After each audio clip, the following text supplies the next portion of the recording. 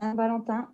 Donc, oui, monsieur le maire, la crise sanitaire a permis de mettre en lumière, d'une part, combien l'absence de politique structurée en matière de logement empêche la mise du droit au logement et de la loi DALO, et d'autre part, l'incapacité de la puissance publique, quelle qu'elle soit, à proposer un logement décent et accessible à chaque ménage.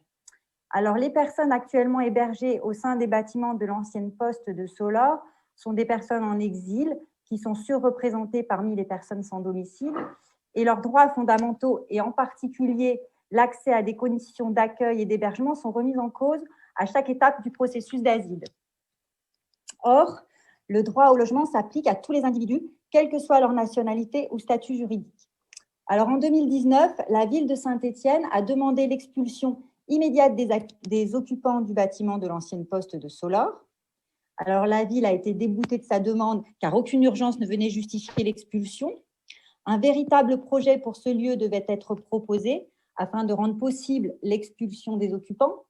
Or, début septembre, un panneau indiquant des travaux à venir a été placé devant l'ancienne poste et une procédure d'expulsion est en cours. J'ai donc plusieurs questions, monsieur le maire, et pour être constructive aussi, quelques propositions à vous soumettre.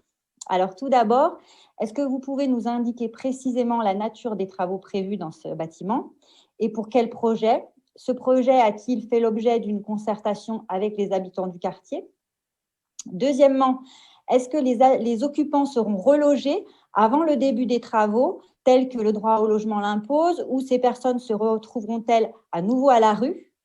Une catastrophe sociale doit être à tout prix évitée. À l'aube de l'hiver et face à un risque sanitaire toujours présent, nous devons questionner le rôle de la municipalité dans l'accueil des personnes migrantes, parce que même si l'État a un rôle fondamental à jouer dans cet accueil, comme vous le précisez très souvent, monsieur le maire, nous devons nous aussi, en tant que collectivité locale, participer à cet accueil.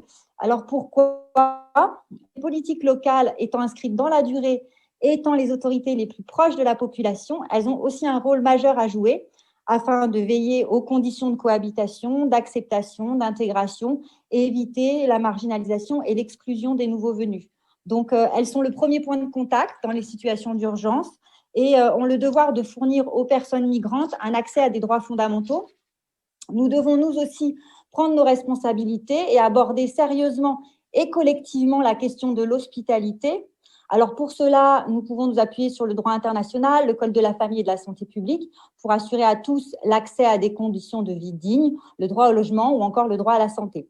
Alors c'est pourquoi je vous propose qu'une commission, par exemple, via le CCAS, composée de tous les acteurs locaux, municipalités, associations et organisations de défense de la communauté des migrants, les centres d'hébergement d'urgence, les professionnels des domaines du logement, de la santé, puissent réfléchir à des solutions d'accueil.